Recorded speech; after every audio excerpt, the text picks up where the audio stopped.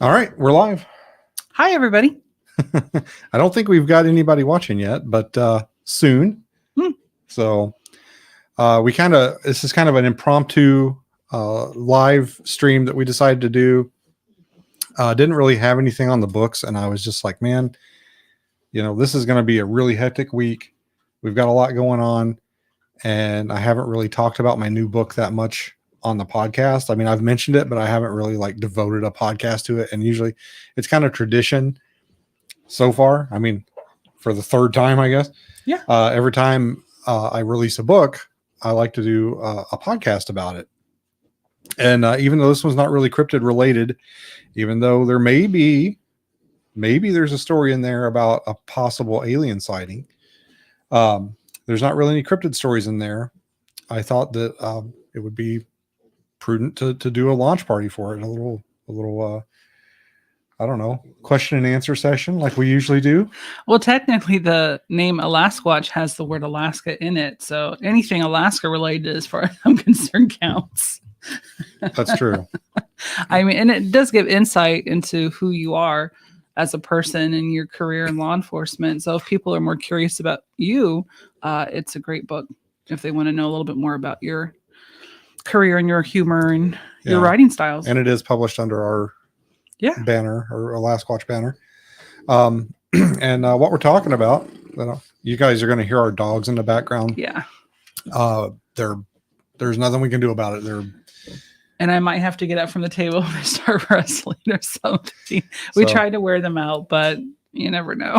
Yeah, it's they're Frenchies are a great breed, but they're a lot of work, especially if you have more than one. We recently got a new one, and we've already got two. What's one more going to be? And it's a game changer, because I'm usually when I take them outside or something, I've just got the two to keep an eye on, and then, okay, that one's over there, that one's over there. And now with three, it's like a whole different experience. It's like one's here, one's running off over there, and it's a little bit more difficult than I anticipated. Well, as it turns out, you probably shouldn't have more dogs than you have hands and arms, because you can tuck one under each arm when you're going to collect them in the woods when they're misbehaving. But it's been good. And, he's young yet, so he's got puppy energy and puppy behavior, so it will get better. I think. Yeah. They're a joy to have, but your life revolves around them. They do not revolve around you. Hi, Arlo. He's trying to get up. He's trying to get in on the podcast. Well, he is the newest addition to the family.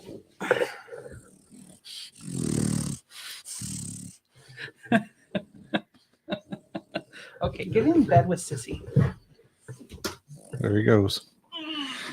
So here is the book. I'm going to hold it up for the camera. It's called Justice, Morale, and Other Fairy Tales, Alaskan Cop Stories. It is a collection of stories from my time when I worked in law enforcement. There's almost 50 stories, maybe over 50. I actually cut a couple and said, I don't think I'm gonna use those this time. And I was compiling all these stories, and I would see something that would remind me of something, and I would make a little note of it, like, oh man, this reminds me of that time that this happened. And I'd write a little note on it. And then I realized I had over 50 stories, and I was like, man, this is going to be a lot. And I ended up cutting a couple of them and just thinking, well, maybe I'll save those for volume 2 if I ever get to the point where I feel like I have enough stories for volume 2. And I guess, spoiler alert, I've pretty much already got enough stories for a volume 2. I've already kind of made enough notes that I can I could write a whole nother book, probably about the same size, maybe a little bit more if I think of some more stories. But I was kind of surprised at how many things, over a 15-year career, there's a lot of things that you kind of forget about that most people would consider holy cow, that was a significant event. And we were talking to somebody the other day where I was talking about you pull somebody over, and for just maybe speeding or something, if the person's never been pulled over for speeding, that's like a significant event for them. That's a big deal in their life. And for the officer that's pulling them over, it's just a Tuesday, or it's just a regular day for them. So it's kind of interesting when you realize what you forget from your time in uniform. I have people come up to me and be like, "Oh, do you remember me?" And no, and they're kind of insulted because to them it was a big deal. It was a big event in their life. They maybe got arrested for DUI or something, or they call the police for help, and we went and helped them. And for them, it's something they'll probably never forget, and it's a story they tell all the time. And for us, it was just a regular day at work. So that's kind of one of the things that people don't realize about law enforcement. It's just kind of the things that you kind of forget over the years. Oh yeah, that's the time that guy threw a toaster at my head or something, and you hadn't thought about it in a long time, and you see something that reminds you of it. So does that mean the stories in this book are really the ones that stand out then? Some of them are. Some of them are just ones that kind of like not necessarily. Some of them are just like little 1 or 2 page stories that are just little funny anecdotes that maybe something reminded me of, or I thought like, oh, that was kind of unique to being in Alaska. That's something that cops in Alaska maybe, or in other places, wouldn't have to deal with. There's, I think, at least one story in there about dealing with a tsunami warning that we had after that earthquake. And there's a story, I think it might even be the first story in the book, to dealing with the aftermath of a volcano eruption. When I think it was my first year working at this department, my last department, and we had a volcano across the bay erupt. And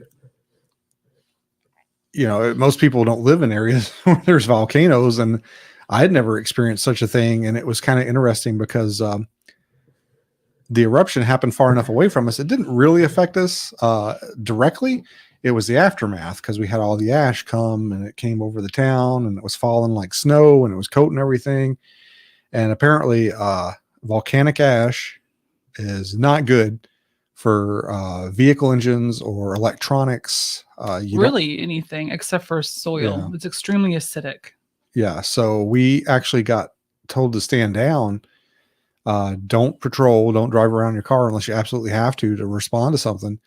And even don't use your computers. At one point, I remember walking into the squad room, and all the computers were wrapped in like garbage bags. They had like garbage bags My around office them too. to keep, and they were turned off, obviously, but to keep the ash out of the insides from the fan getting sucked in with the fans. So yeah, I mean, that's not something that most cops in a large urban area are going to really have to deal with. Maybe something like that's common, maybe in like Hawaii or Japan or somewhere where they have like volcanic I activity. think they have to deal more with liquid hot magma, like that. I remember the same volcano erupted when I was in elementary school. That was the last time it erupted, and because I distinctly remember having to wear masks, the ones that you see more common back in 2019, 2020, we wore them a couple of days to and from the school bus until we got home. So I have that distinct memory of wearing a mask and getting on the school bus, and there was ash around. So that was the last time that volcano erupted. Yeah. I was actually working when it erupted, and I remember like seeing lightning flashing in the sky. I had no idea that lightning accompanied a volcanic eruption. Mm-hmm. And it was odd too, because it was like almost like a purple lightning. It was like lightning of different colors. And it wasn't just coming from the direction of the volcano. It was like lighting up the entire sky. And I remember we were driving around, and I was on FTO at the time, which is field training officer. It's basically where you get trained up on the department rules and stuff like that. And I remember just like driving up this hill, and there was like all this flashing in the sky. And I remember like asking my FTO, like, what in the hell's going on? And I think finally, I don't remember exactly how we found out, but like either dispatch come over the radio, or we radioed in and said like, there's some weird lights in the sky. And they said, oh yeah, it's the volcano is erupting. And it wasn't long after that till we were basically told like, stand down, don't be driving around. So that was kind of a unique experience to Alaska. And then, the stuff with the earthquakes, we would get the tsunami warnings. We'd have to go down to the areas that are close to the water and basically knock on doors, tell people, hey, you gotta get to higher ground. And it was interesting. I didn't really touch on this in the book, but maybe for the next book I will. Just the dichotomy of responses you get. Some people, you knock on their door and you're like, hey, just to let you know, there's a tsunami warning. It's expected landfall at, I don't know, 11:30, and it's like 10:30 now. So they're recommending you get to higher ground, and some people will be like, oh, okay, right away. Like I'll go right now, and like run out the door and like get in their car and drive off. And other people are like, you're gonna have to arrest me, and we're like, I'm gonna die in this house. I was born in this house. I'm gonna die in this house. Like they're recommending. I'm not telling you have to. This is just we really don't want you to die, so we're just telling you maybe you should get to higher ground. Just a recommendation. Have a good day, and then you kind of walk away, and they're like, no, I wanted a confrontation. Like that was I was making my stand right here against the man, and we're like, well, we're going to the next house. Good luck with that. Yeah, and I guess forest fires. Although I know a lot of other states can deal with forest fires, but usually in Alaska, when we have a forest fire, we're dealing with millions of acres burned just because we're so large. But so far, we've been pretty lucky that the forest fires have not been in the municipality. The two closest ones were both outside of your jurisdiction, so you didn't have to deal with that directly. It did affect us, though. I remember because some of the guys that were working lived out in the direction of the forest fire. That's right. And they missed work. So I ended up having to work. It puts the burden that was kind of on others. Yeah. And then I guess other uniqueness is dealing with extreme weather, cold weather, snow, ice, bears, moose. Yeah, I've got a good bear story that I didn't put in the book that I am saving for the next one. But yeah, I actually two good bear stories that I could tell. I don't think there are any bear stories in this one, are there? I don't remember. No, just there's some moose stories, but no bear.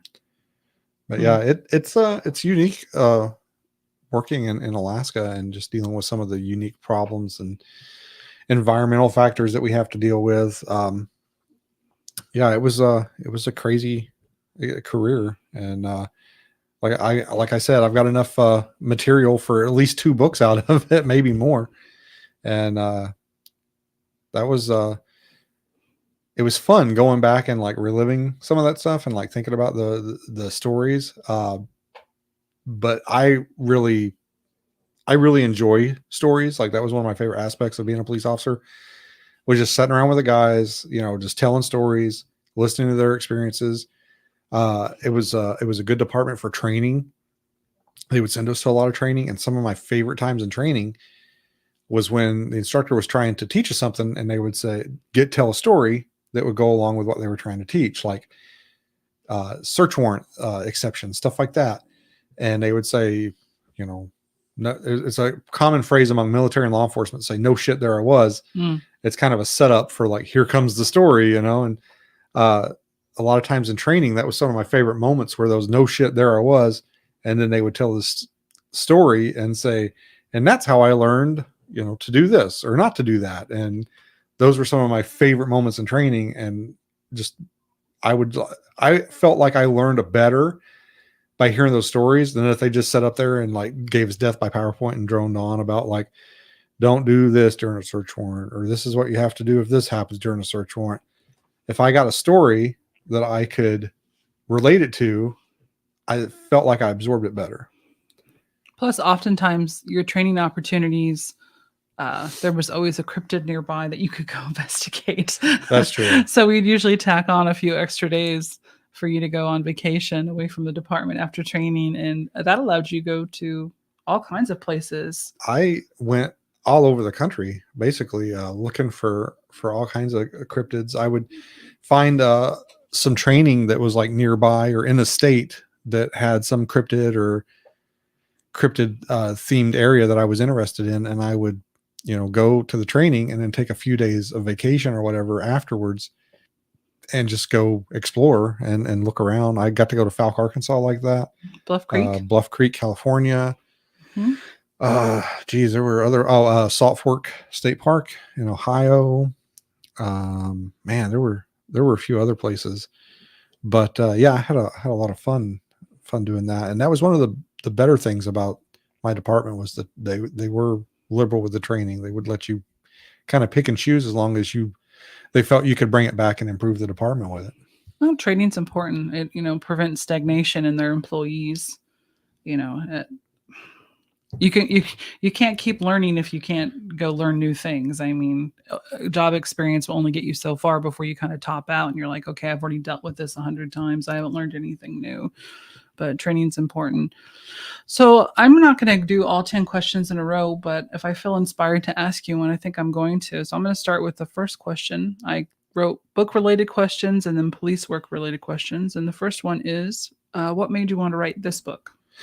Well, I think it was like my love for stories. And I've been told that my strength with my writing is in storytelling. A lot of the stories that I related in Abandon were some of people's favorite parts of the book. And like I said, I love stories. I love telling stories. I love listening to stories. And I felt like it was kind of, as a writer, kind of my strong point. And plus, it's easy to write things that you've experienced. You don't have to do a lot of research. You kind of already know what happened. You don't have to go back and do history research or anything like that because it's something you experienced. So it's kind of easier to write that way. You really just have to sit down and remember things. So it's an easier writing experience to relay experiences rather than have to weave a backstory for characters or go back and research like, well, at this time and place was it like this, or was it, did they have this or that? So it's just a kind of an easier writing experience, and it's fun. And, it's a little cathartic to go back and remember some of those things and write them down and kind of get them out and share them. I think you just inadvertently answered another one of my questions, which was, how is writing this book different? I think you answered. So Abandon was some firsthand experience, but also a lot of historical research. And then some of the events that happened over there, you actually wrote a dramatization of it, like how it could have happened. So Abandon was actually quite complicated if you think about it. And then Squatch Cop is just you putting your training to paper. Yeah. Abandon, there was a section, there's a story in there where I write about a gentleman that got killed with some logging equipment. And when I first wrote the story, I wrote it that he had to get back to his truck or to get out of there. I thought, well, he's a logger. It's a logging operation. He would have a logging truck. Well, then in my research, I realized like, okay, well, they didn't really have roads and they didn't have vehicles. So I had to go back and take that stuff out, the references to the truck, because it wasn't factually accurate. Like it wasn't historically accurate for that time. And I kind of assumed that they had roads or vehicles at that time because, I mean, vehicles did exist at that time. Mm-hmm. And they certainly had roads and vehicles in Alaska, just not at that village at that time. So, that's something that's an example of like research and how research can like change a story or make you have to like, okay, well, this isn't factually accurate. And I want it to be as accurate as even though it's a dramatization, I want it to be as accurate as it can be. But then when you're dealing with your own personal experiences, I mean, you kind of know what happened and you were there. So once you start writing a new book, so you've decided, okay, this is the book I'm going to work on next. How do you determine your writing schedule? Well, it kind of depends on, like, this one was pretty easy because I could just sit down and I almost always tried to write a story like to completion. I almost never left a story like half done or almost done. Almost always I would write an entire story, and that was kind of how I wrote this. With my other books, I think with Squatch Cop, I maybe tried to write I would try to write an entire chapter, but it didn't always work out. Like I'd have to come back to it later. But typically, because we live in Alaska, I try and make winter my writing time. Um, like right now, I'm not currently, I don't want to say I'm not working on anything because I am. Like if I have an idea, I'll make a note of it. But I'm not making it a point to sit down and write every day. In the winter, I will usually set aside some time every day to like, okay, I'm either going to sit down and write, or I'm going to sit down and brainstorm or make notes, or, I'm going to do something that's going to help put words on the paper. Right now, I'm not doing anything other than like maybe brainstorming some ideas every once in a while, or if I have an idea, I'll make a note of it, just because our summers are so short and we got so little time to like enjoy them. And honestly, we're not having a very good summer right now. It's kind of crap. Um, but I just try and get as much crammed into summer as I can activity wise. And then winter's kind of my time to sit back and relax and maybe do some writing. And I usually try and do, an hour a day. That's not very much really, but when you stretch it out over like 5-6 months of winter, and it depends. Sometimes I'll sit down and I'll say, oh, I'm going to do an hour, and I'll end up doing 2 or 3. It just kind of depends on how I'm feeling at the time. There might be days where I'm like, I'm not feeling it today, and I don't do anything. Yeah, I noticed every once in a while when I'd come home from work, when you were writing this book, you'd be into writing and then you would text me and just be like, hey, I'm writing in the basement. And then you'd come upstairs an hour or two later. And I knew not to bother you. So I'm sure at times inspiration struck and you didn't want to stop. So it makes sense that once you get started on a story, you'd like to finish it. You can always fine tune it later, but you got to get the bones down of the story. And that's also part of where I come in. I fine tune it. Clean it up. I'll be like, what were you trying to say here? Like, and a lot of the stories you wrote, I actually had already heard during your career. Because, when you come home from work, you tell me about your day. So I recognize quite a few of them, but I have to put myself in the position of someone who doesn't have any inside knowledge. And then I'll mention, you got to write this differently because someone who doesn't know you or what police work is like is going to have no idea what you're talking about. But I think this book actually went really well. I didn't have too much editing. Most of it was just some grammar here or there. There were only a couple of times where I had you have to rewrite a paragraph. So yeah. I think it went smooth. I think I'm probably, as I write more, I'm probably getting better. 2, I'm getting better at editing my own work, like going back and reading it. And a lot of times it's hard because I know what it's supposed to say. Yeah. Like I know what that's supposed to look like. And no matter how many times I read it, I'm reading what I want it to say, not necessarily what it does say. But then sometimes when you'll point it out, I'll be like, what in the hell was I trying to say? I think it's amazing that you're able to write because I can create the most amazing stories in my head, play them like movies. And I'm like, this is genius. I'm a genius. This is amazing. And then I go to put pen to paper and I can't describe what I'm experiencing in my brain. So it's really inspiring that you can put pen to paper and actually express yourself because I cannot. Speaking of which, out of all your stories, what do you think best represents police work and why? And not necessarily police work today. It could be police work, 15 years ago when you first started. But out of all the stories, what do you think is most well-rounded represents police work? I think it's probably my favorite story in the book. And it's probably the story that I was like, I need to write this down. Like this is such an entertaining story that other people need to hear it. And I've told it, in mixed company and around people that were and weren't in law enforcement. Everybody always seemed to enjoy it. And that's the story of the ride along. Oh, yeah. And I don't want to like spoil the story, but I will kind of give a little preview of it here. And we were going back and forth when we were getting ready to do this podcast, and she's like, "Oh, you should read a couple of stories." And I'm like, I don't want to sit here and like read from the book. So I'm gonna give you basically a synopsis of the story from my memory. But the ride along, at this one point in my career, I kind of got, I don't know how, I would get pigeonholed as like the guy that does this or the guy that does that. For a long time, I was like the tech guy, which is amazing because I'm not really that great with technology or computers. Although you have a podcast going right now. It's super easy. I think you're better than you realize. It's super easy, barely an inconvenience, really. Like as long as you can, like, well, I can read and follow instructions, so Yeah, that might be what it is. not so great at troubleshooting, but yeah, like at one point I was like the tech guy. At one point I was the ride along guy. I don't know how I got saddled with that, but basically, anytime someone come in and asked to do a ride along with an officer, they would put them with me. So I get pulled aside one night and say, "Hey, we've got this kid." I say kid, but he's a grown man. We got this kid that wants to come in and do a ride along, and this guy, I call him Richie in the story.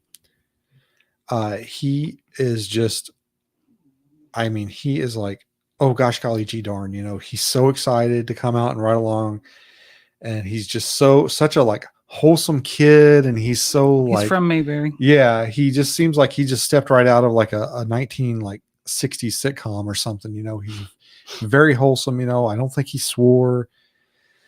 Just you can tell, kind of had like a little bit of a sheltered existence, and he comes out on this ride along with me, and he's asking me all these questions that are kind of like interview questions, almost like questions you would expect to get asked at a job interview for law enforcement. Like at one point he's like, what's the most challenging aspect of law enforcement today? And at this point I'm like a salty rookie, so I'm like, the DA's office, is the biggest challenge, because we have hard times getting cases prosecuted and stuff. And and he came out, and it wasn't wintertime, but it was probably spring or something, and I don't remember, there wasn't a lot going on. So we're just kind of stuck in this car riding around, and I'm trying to find cars to pull over to kind of show him how traffic stops work and stuff like that. Nothing's really going on. And finally, at the end of the night, it's like 1:00 in the morning, and I'm like, I can't entertain this kid anymore. I don't know what else to do with him. So I'm like, I'm going to send him home. So I tell him, like, we're going to go back to the station, and, you can go home, and, thanks for coming out, all this. Just as we're pulling into the parking lot of the police department, the radio dispatch comes over the radio, says there's a fight in progress at the bar, like literally like 3 buildings down the street from the police department. So I look at him, I'm like, you want to go? And he's like, oh, yeah. So I throw on the lights. I don't remember. I don't think I used a siren. Maybe I did. Just to go. I mean, literally for him. Yeah. And I didn't need to do it. I just did it for him, because like it was like 3 buildings away. Like it would not have mattered if I used the lights and sirens at all. Turn the lights on, screech down there. And there's a gentleman that was causing some problems there, and he was pretty intoxicated, and gives us a lot of problems. We had to fight with him. He's being very resistive.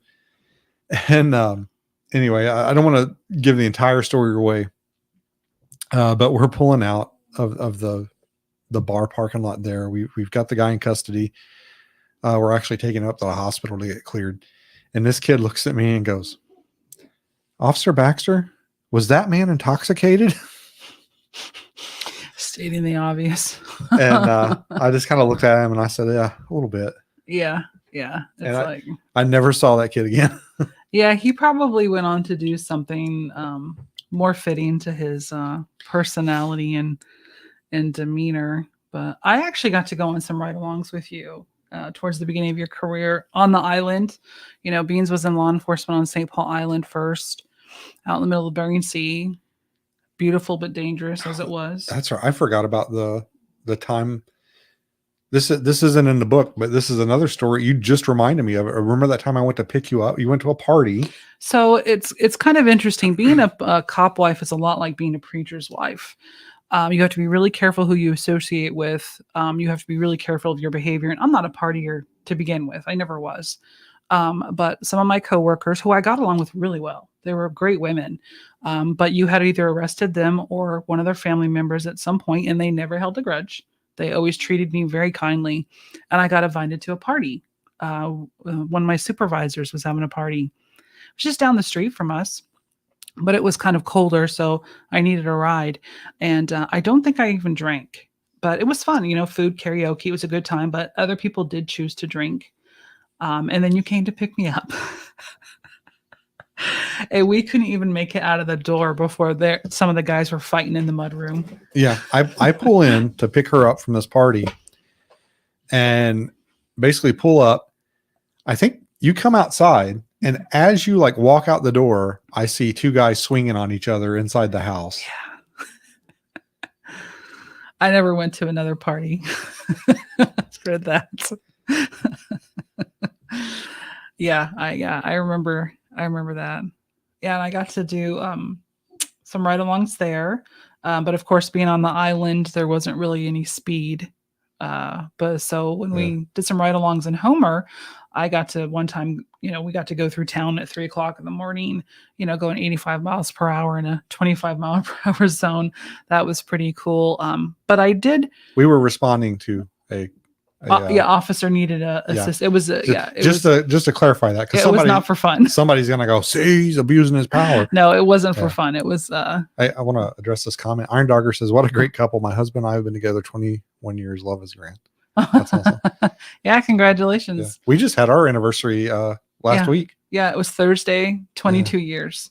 So yeah, we've known each other a long time. Wearing her down slowly. He told me when we woke up that morning, I don't know how you put up with me this long. I was like, well, you put up with me too. So ride-alongs are a great way for the public to get a little taste of law enforcement. Now, of course, you are not going to be involved in any of the actual work they do, but you get to observe. And a really good example is one of the times I was riding along with you, you pulled a vehicle over for a violation. I think maybe it had expired tags or something like that. And as you approached the driver, I'm not sure why they got out of the vehicle, and you must have ordered them to do so. I don't quite remember, but you were by yourself, just me in the car, and three guys who were as big, if not bigger than you, got out. And you were talking with them, and then eventually someone else showed up, but they all ended up leaving. So you didn't arrest any of them. But I remember at the time sitting in the car thinking to myself, here's my husband facing off against three giants. And at any moment, this could go wrong. And I'm going to be sitting in the car. And what can I possibly do to help? And I remember looking over to the shotgun that was latched in. And I was like, I know how to free this. And I was like, it was stressful. But I remember thinking, how can I help protect my husband? And he has to face this every time he puts on that uniform. And it was really stressful. So kudos to law enforcement for doing it every day, because it was stressful just being an observer. I have absolutely no recollection of that. Yeah. I don't remember it at all. It wasn't really for you, it was normal. I think it was nothing bad happened. It was just a traffic violation you pulled him over for. But for me, as an observer and as a loved one, I was like, this is so dangerous. He's in this situation, but it went fine. And you didn't seem too concerned. But for me, it was stressful. I was scared for you. I don't remember it. Yeah. But no, if your local department allows for ride-alongs, you should give it a try, get a little taste of it. And the night shift, of course, is the most exciting to ride along with, which brings me to my next question. What's your favorite form of caffeine, especially working night shift? Well, I would always, whenever I would come in, either on day shift or night shift, I would come in, I'd have 2 cups of coffee, because the department had like a free coffee that, well, it wasn't free. The city bought it. It was taxpayer coffee, I guess. But I would always have 2 cups of coffee when I came in. And then usually later in the night, about halfway through my shift, I would have some kind of energy drink. And I think my favorite one of all time, actually, I still drink it, is the Rockstar Orange Recovery. It's the best. We should have bought stock in it, given how much we buy. We should. I've probably sent. There's some executive at Rockstar. You bought him a boat. I've bought, or sent his kids to college. One of the two. So much Rockstar energy. Yeah. But that's my favorite, and still drink it to this day. I try and limit myself to like 1 a day, but sometimes on the weekends or something, or if I'm busy or out camping or something, I'll have more. Since we're speaking about the law enforcement side, I'll ask you one more law enforcement question before maybe we get back to the book here. Did your motivation change throughout your career? Like when you first started, Greenhorn in law enforcement, your motivation to put on the badge, go to work, versus 15 years later, how did that change? Well, it definitely did, because starting out, I answered the question before when people ask me like, why did you want to get in law enforcement? And my answer is always like, well, I read too many comic books. I Mm. wanted to help people and, like contribute to society and, like do what I could to fight crime and put bad guys in jail. Would be Batman. Yeah, wanted to be Batman, and I had a cool car. I had a belt that had gadgets on it. I worked at night a lot of the time, so Put bad guys it was away. it was the closest to being Batman as you could get without going to jail. And then as you do it, years go by. I mean, I was in it for 15 years, Almost 15. Yeah. and then spent 4 in the military, so 20 years, which is that's about all you should put in, really. Honestly, that's why a lot of places have or had 20-year retirements. That's probably about the limit you want to go. And I think a lot of places are kind of finding that out now. They're expecting guys to come in and do this for 30 years. And I honestly don't think that's a good idea. But through the years, basically, yeah, my motivations changed. I was going in, I was doing it because it was the right thing to do. It's what I wanted to do. I was motivated to do it. And then, over the years, you kind of get worn down because you see people go to jail and then they get out. And I used to say that I thought the most unrealistic thing about comic books like Batman was that he fought the same bad guys over and over again. Yeah. Okay, he put the Joker in Arkham, 12 issues ago. Now he's fighting the Joker again. And I used to think this is the most unrealistic thing I've ever seen in my life. Like the Joker would Keeps getting out. would be under the jail. The Joker would be on death row. He would be, he would be in jail for life without possibility of parole. And then I got in law enforcement. And guess what? It's real. I arrested the same people over and over and over and over again. And they would do horrible stuff. And then they would go to jail for a little bit. And then they would get out. And then they would do it again. And you just get disenfranchised because you're like, I am not making a difference. Nothing I do is going to help. I think I can see how a lot of law enforcement would feel that way, but that comes back to the whole thing where the average person only has 1 or 2 extreme events in their life they'll experience.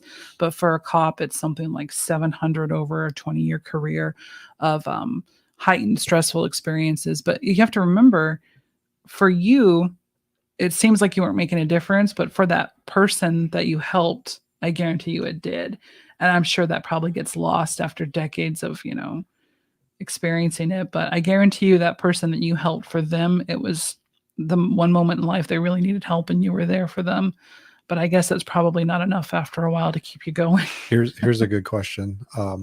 Did it change your perspective on humanity after all that time on the force? And it does. I mean, basically, you go to work and people are calling you up with their problems. Somebody stole something. Somebody, hurt me. Somebody did this to me. My neighbor's dog's pooping in my lawn. I mean, just negativity constantly. Nobody calls you and says, "Hey, I'm having a great day, and I hope you have a great day too." Yeah. It's always people calling you about their problems or about bad things that are happening to them. So it definitely gives you kind of a negative outlook. You think, everybody is just having a bad time all the time. Mm-hmm. And it's hard to kind of get out of that mindset sometimes, because you're just like, it makes you paranoid. I'm at work, 12 or more hours a day, 10 to 12, usually 10, but there later on it was 12. And, you get calls all the time. Oh, somebody stole this out of my yard, or somebody got in my car and stole this. So you're thinking like, okay, there are people out running around stealing stuff all the time. And so it makes you paranoid, like I have a garage. I put my car in the garage. I lock my car. I lock my garage. Most people I know that have garages don't lock their car in the garage. They put it in the garage and they lock the garage. I would never think to not do that. That's interesting. And it's just, I'm like, I want to be secure. We have our doors are always locked. We have security. We have cameras. a security system. We'll go outside. We'll take the dogs outside, and we'll come in and say, I come in a few minutes before her. Like maybe the dog that I'm watching or have on a leash is already ready to go inside. I'll come in the house and lock the door. That's She's true. still outside in the front yard. It's just muscle memory with me. If I don't lock that door, I'm like, okay, something's wrong. Well, it's crazy to me that people wouldn't lock the door because anybody can just come up to your house then and just breach that barrier with just the twist of a knob. Yeah. There's But, there's a famous, I can't remember his name. Of course, I said he's famous, but I can't remember his name. There's a serial killer out there. That basically that's what he would do. He would walk around and he would shake doorknobs, and if a door opened, he would go in, and if there were people in the house, he would kill them. And when they That's interviewed awful. him, he basically said, like, well, if the door was locked, I felt like I wasn't welcome. And so in his mind, he was allowed to enter if the door was Yeah. unlocked. Jeez, that's really scary. So I'm going to ask you another question. It's a law enforcement one. I think maybe it's fitting right here. What advice would you give to those who are considering a career in law enforcement? I would tell anybody that was interested in getting into law enforcement, right now, at this moment, it's probably buyer's choice. Like if you want to get in, and as long as you've got a decent, clean background, you can probably get hired.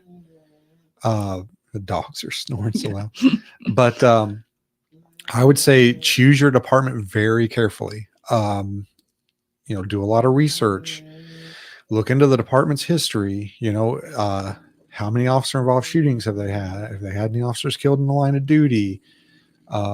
And I would say, Oh, they're really maybe solid. poke one of those and see if they're okay. Maybe put them on their side. All three of them are in the little bed together. It's so cute.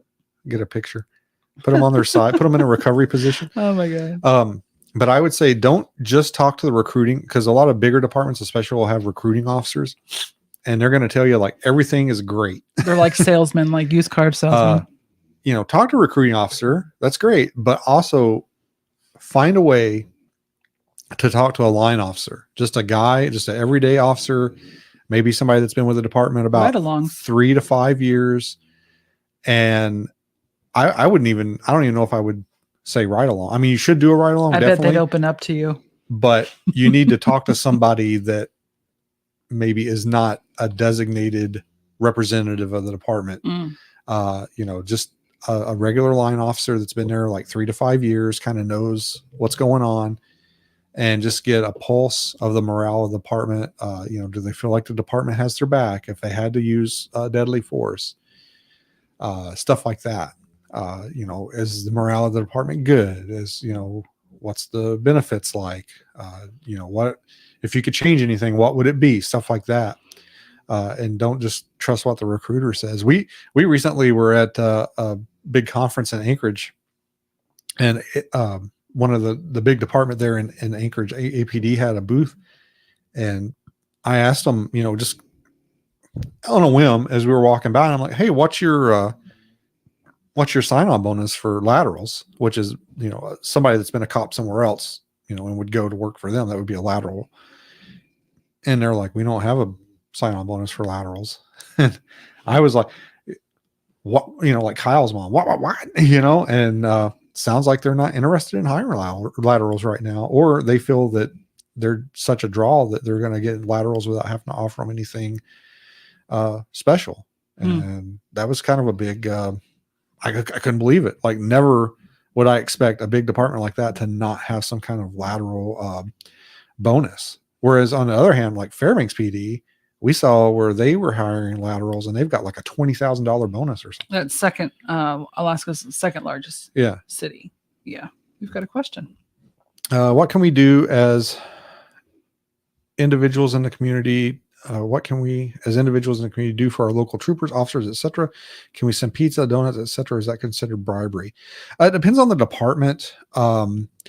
Our department was pretty strict about stuff like that. Like, our chief didn't like us taking things like that. Usually it was okay around Christmas time. We've dropped things off at the department around Christmas just because. But I would say, your biggest, the thing you can do to show the most support is basically just support them.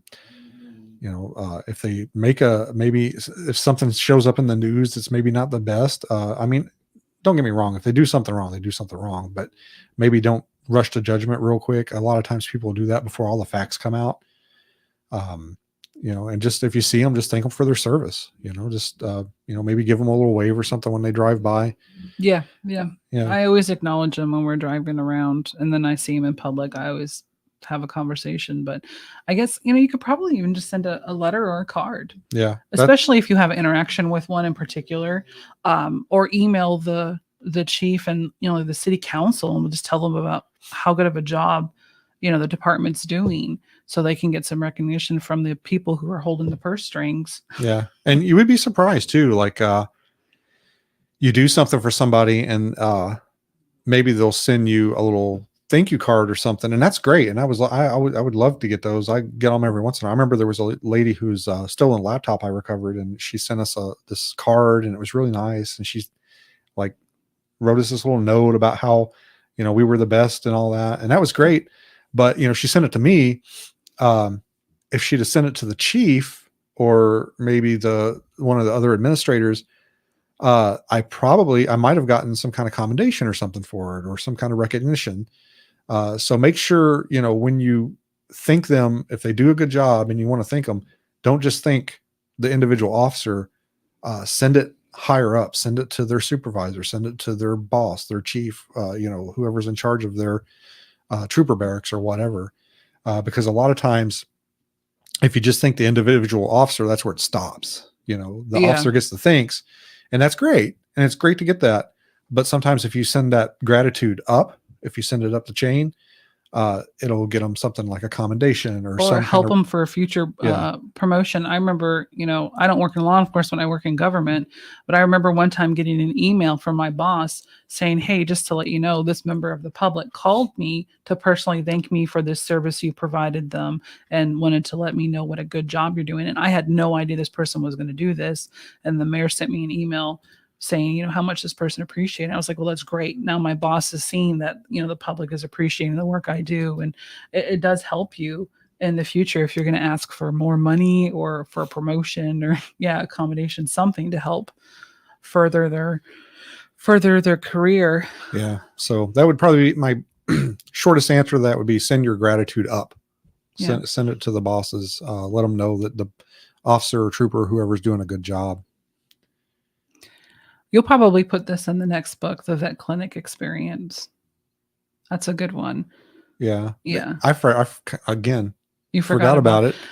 Yeah. Yeah. Even when, you're in law enforcement, even when you're doing your normal daily things, going shopping or taking your dog to the vet, you never know when things might happen. And, we had one of our Frenchies in the exam room, and just a normal examination. And then we heard a disturbance outside, and it turns out someone was upset, and he ended up knocking things off the counter, and you confronted him and, dealt with him like you would as if you were responding to a call for service. But what was nice about it is the vet clinic sent you a thank you card.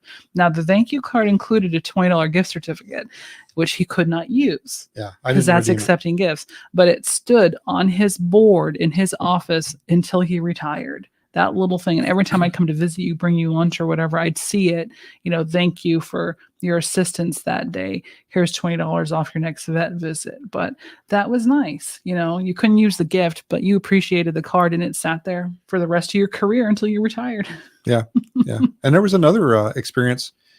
We were in Anchorage, and we were in a business, and I think it might be, other than the time at the vet clinic, probably the only time I ever took any kind of action off duty. Because usually, and they'll tell you, when you get started, you want to be super cop, you want to do stuff all the time. Mm-hmm. And they'll tell you, if something happens and you're off duty, the best thing to do is probably just be a good witness. Yeah. And so we were in a store in Anchorage, and this gentleman come in that was obviously he was under the influence of some controlled substances probably. And he was kind of causing the disturbance. He was yelling and cussing and hollering. And, I let him go for a little bit. Cause I was just like, maybe, somebody will ask him to leave or something. And it kept going, and it kind of kept going. And it was I felt like it was maybe escalating a little bit. So finally I pulled my badge out, and I'm like, look, you got to go, bud. And he left, and, I came back in, and, actually a couple of the employees was like, thank you so much. And it kind of surprised me because I wasn't really sure what their reaction was going to be. Yeah. It was a little tea shop. The employees were a little hippie-ish, kind of like go with the flow kind of people. Yeah, and you never really know. Like sometimes people will be like, "Oh, thank you," and other times, especially around here, you get a lot of like, "Oh, that man needs help. You need to help that man," and I'm like, "I can't help that man. I don't have the resources to Yeah, help this person. I cannot like solve this man's problems in 2 minutes. Like the best thing I can do is get him out of here so that the women and children and people in the store aren't like objected to his Yeah. madness." So Mm. I'm going to pull you back a little bit more towards the book. So this is book number 3 now, and all 3 of them have been published with Amazon. And how do you feel about your experience with Amazon publishing versus potentially working with a publishing house? Like, do you recommend it for people who are interested in potentially self-publishing their books? I do recommend it. And I know a lot of people that have written books, especially like in the Bigfoot community.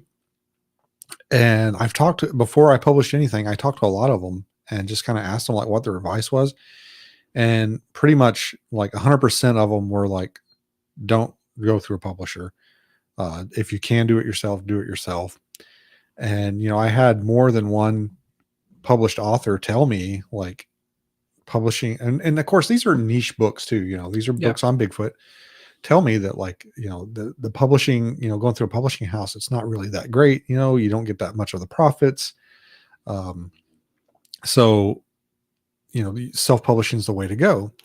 And then on this flip side of that, on the reverse side, I've had people, like, well, are you a real author or are you, are you self-published? And, in my experience, that's people will look down on people that self-publish. And I can understand because, I mean, you can literally like Publish anything. write anything you want and get it published through self-publishing. But at the same time, working with a publisher, you're not always going to get the best deal with royalties. You have no control. You're basically giving somebody else like your book, and they can say, well, we'll publish this, but you have to write it like this, or you have to insert this into it, or you have to do this. And they'll basically, you don't have as much creative control. So, I mean, I would have to recommend self-publishing. The only like caveat I guess I would have to put with it is one, you need to do your due diligence with editing and get you have to put another set of eyes on it, preferably somebody that's a good editor.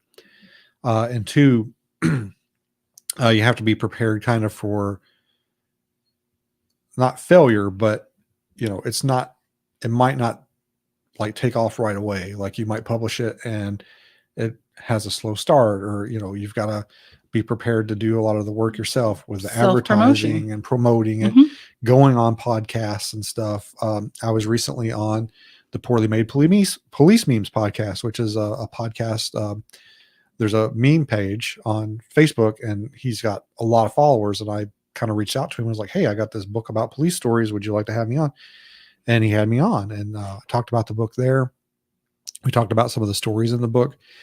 And, hopefully that results in, people hearing about the book and, putting it in their cart and buying it, or, buying it on Kindle or whatever. And that's kind of the stuff you have to do when you self-promote or self-publish is you're responsible for the promotion. It's not just going to show up on Amazon and people are just going to start like, oh, what's this? Yeah. I should give this a try. You might get a few of those. Like, I think they're called organic sales, where people just kind of come by it naturally. But it's up to you kind of to get it out there and to get people aware of it. And so far I've had abandoned my book on Port Chatham has exceeded my expectations. It's done really well, and it doesn't seem to be slowing down. Squatch Cop, on the other hand, not so much. Well, you're really hard on yourself. You really are. But we knew when you wrote Squatch Cop that it was going to be a really small group of people that are interested in it, because it is almost a textbook. Now, there is not a textbook out there for investigating Bigfoot, so it is extremely unique. But some people, they just want stories. Yeah. They don't want to learn how to investigate Bigfoot more effectively, or how to employ law enforcement techniques. So it's okay, because it's a brilliant book. It's unique. And it's even a great tool for law enforcement if law enforcement want to use it towards investigating. So you're really hard on yourself. Well, I'm really proud of that book. It was, Abandon is the only nonfiction book available on about Port Chatham. So I kind of felt like, okay, that book has that market cornered. If you go to any, if you go to Google and type book about Port Chatham, that's the only one that's going to come up. Squatch Cop it's not necessarily the only book that kind of talks about how to look for Bigfoot, but it's kind of one of the only ones that I've seen that gives you advice on how to collect evidence and how to document that evidence. There's a lot of stuff, books or information out there on, like how, like what to do as far as looking for Bigfoot, but not enough, in my opinion, on how to document. Okay, you're out in the woods, something happens. What now? What do? You get an audio recording of a Bigfoot vocal, or you find a track that you can cast. That's great. What do you do with it once you do that? Yeah, I don't know if there's ever been another Bigfoot book out there that's being written like that by a police investigator applying actual police techniques, though. I think a lot of the people who write those books are explorers or scientists, So I think it's a unique perspective, and it doesn't really matter how much it's going to sell. I know you want it to be super successful, but I think it's just great that all that information is now available to people and really a guide. But time's really been flying by. I've got a couple more questions for you, though, if you want to answer them. I know you were like, this is going to be like 40 minutes, 20 minutes. I forgot that once we get going, it's not too hard to have a conversation about stuff that we're both passionate about. But one's kind of a neat practical question for people who might be interested. So you've responded to a lot of car accidents. What do you think you would recommend for people to have in their emergency bag in their vehicles? Because we have one in all of our vehicles, but what's the few items that you recommend everyone should have in their car based on your responses to car accidents, what they should have had? Flares and a good first aid kit, preferably, in my opinion, one with a tourniquet. Learn how to use the tourniquet, like get training on it, and probably just some form of communication, especially here in Alaska. There's a lot of places where maybe there's not cell coverage. So maybe some type of emergency personal locator beacon or an inReach or something that you can use to communicate with people if you're in an area with no cell coverage. Yeah. I'd probably recommend a blanket or some form of, especially in winter, that's pretty standard though, as far as emergency kits go. Yeah. I was just thinking of the couple times. I've never been in a really bad accident myself, but I remember coming up to a couple of them and a blanket was utilized. It was really helpful, especially because there was a child involved in one of them that was, all cut up and bloody. And I remember being a kid, we were coming back from the movies and a car had flipped over and we happened to have a blanket in the car. My mom wrapped this little girl in the blanket while my dad was helping pull people from the accident. And I was thinking to myself, it was good to have that blanket in the car to comfort that poor little girl. Yeah. Iron Dogger wants to know if Rob Roy has Squatch Cop in his shop. He does. In fact, I just sent him some here in the last couple of weeks, so he should have plenty. Yeah, and if you're going to be at the Boreal Bigfoot Expo, Beans can even sign it for you. Yeah. So and we'll have copies of this book too at the expo. But you don't have a list of questions to ask me. I didn't write the book. I'm just the editor. I'm the person who tries to make sure it makes sense to everybody. But I would have to say this book has so far been the easiest to edit. And I think a part of it is because it was short stories. I was able to reset my brain every story. It wasn't as tiring as it was some of the other books. And I think, again, I'm getting a little better too, because what we do is he writes the stories, we print them out, just normal 8.5 by 11. We both look at it, we make our marks, and then I convert it to the form it's going to be for the book. And I was able to do that this time in less than 2 hours. Like, it was so fast. I've gotten a lot better at it. And then we order author copies and then we mark it again. And then there's the final product. So I'm really proud of this one. I think this one turned out really. Yeah. I think once it kind of gets its feet on the ground, I think it'll do well.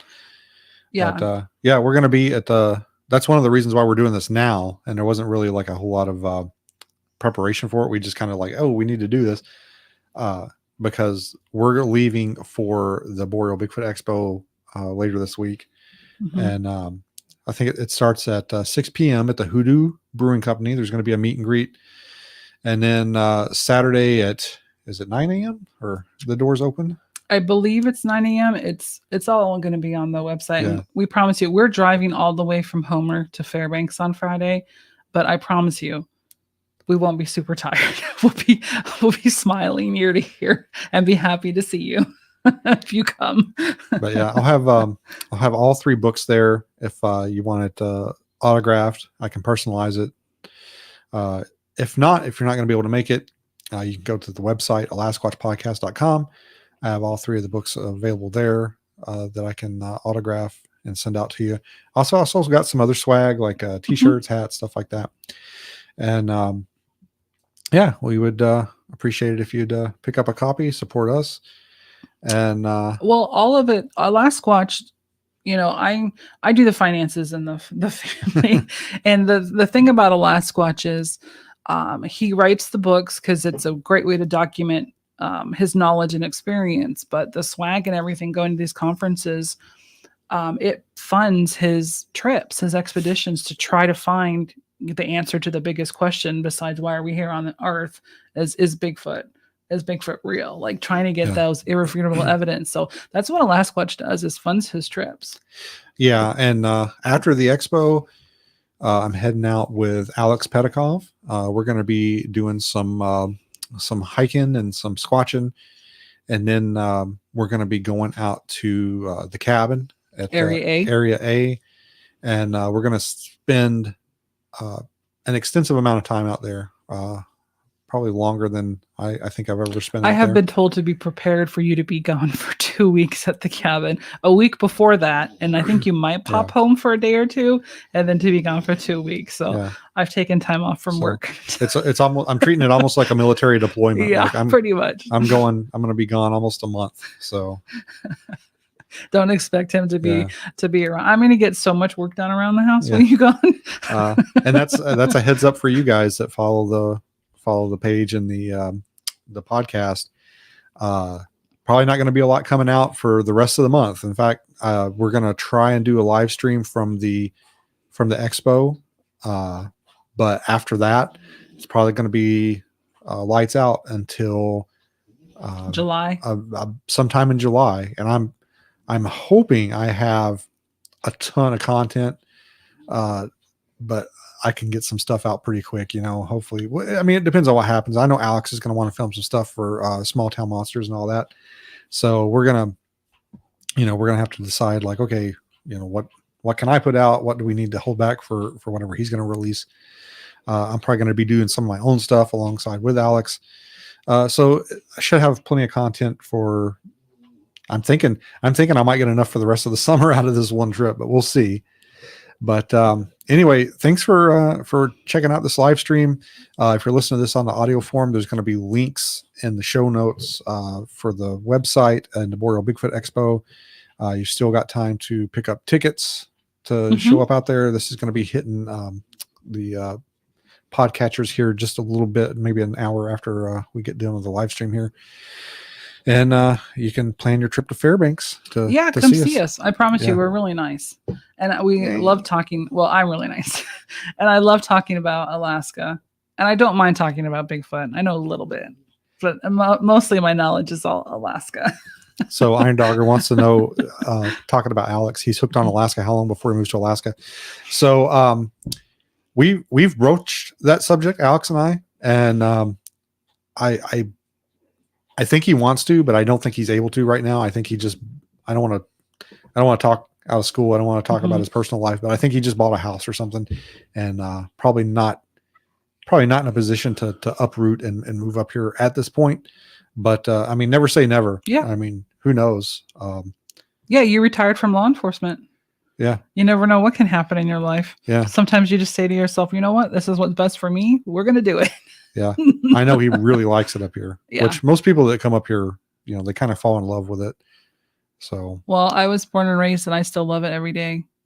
I Yeah. look out my window, or we go for a drive, and I'm like, I'm really thankful to Yeah. live here and be born yeah. in Well, this great state. I've told my story many times about joining the military, and I said, I don't care where the Army sends me as long as it's nowhere cold. And then straight to Alaska, they sent me, and I got it. But the joke was on them because I got up here and I loved it. Yeah, And best I'm thing still that ever here. happened to you. Yeah. So, who knows? Never say never. I'm going to work pretty hard when we're out in the field. I'm going to try and recruit him and get him up here because we need more people like Alex up here. Yeah. I think it might, it would give him endless opportunity to film up here, but he does travel a lot too. And it's pretty expensive to like get in and out of state sometimes. So I think that is also probably a big negative. It's like $500 each way just to get out of the state. There has to be some negatives to Alaska or else everyone would move here. And we don't want that. Not everybody. Some people, not everybody. Yeah. Don't get too crowded. Then we'll be like everywhere else. Yeah, there's a vetting process. Yeah, exactly. All right, guys.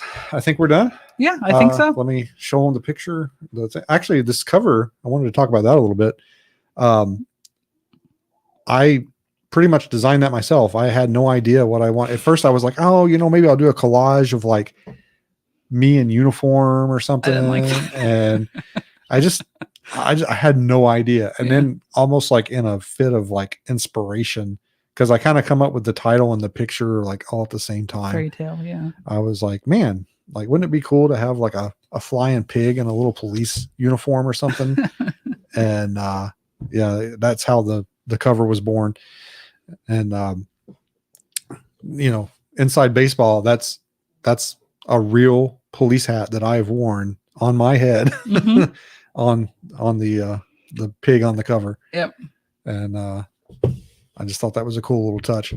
But it's out now. You can get it on Amazon. You can get it on our website, and you can get it in person at the Boreal Bigfoot Expo. Yep. Here, June 10th. Is it 10th and 11th? Next weekend. Yeah. Next Saturday and Sunday. Yep. Hope to see you there. All right, guys. We're going to call it good. We're going to put a pin in it. Thank you so much for watching, commenting. And if you like what you heard and saw, please like, share, and subscribe because, all the support, it just gets us hopefully that much closer to finding out what's out there in the woods. Yep. All right, guys. You guys have a great time.